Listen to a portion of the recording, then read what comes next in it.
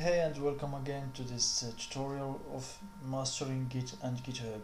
So in this video we will learn how to cancel some commit or to undo a commit. For example, in this file readme2 we will add for example, let's add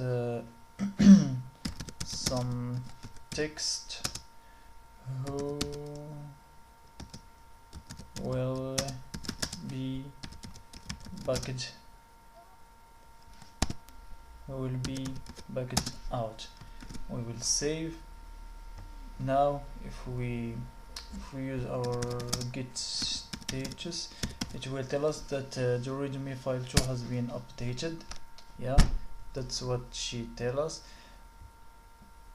Now how about if I want to go back to my previous version of code. For example, if that is a lot of code, for example, and I made some update or some modification, but I want to cancel them. Especially if I close my editor and I open it again, I can do Control Z to back up. So what should I do in this case? First of all, we will add the changed file to the station area, and in this case we have readme2, so we will do git add and readme2.mg. we will put it back to the station area, hit enter. So let's check again with git status. Yeah, it shows that our file it's now in the station area, and they tell us also here use git reset head to end stage. That's mean to go back to the working area. So let's use it, git reset head.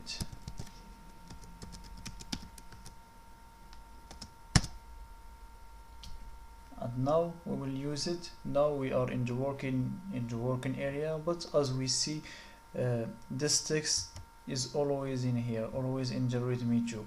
So how can we tell the git to go by itself to the previous version, to delete all the new feature and the new updated that we added, and to go back to the first version? And by telling to git to do that, it's by this command line.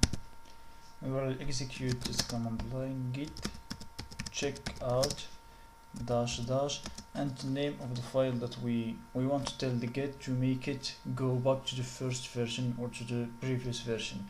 And in this case it's readme2.mg.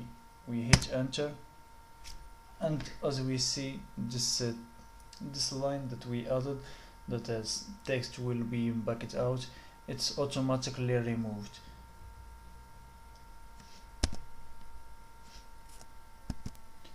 This is all for this video. So see you in the next video. We will learn how to create the alias.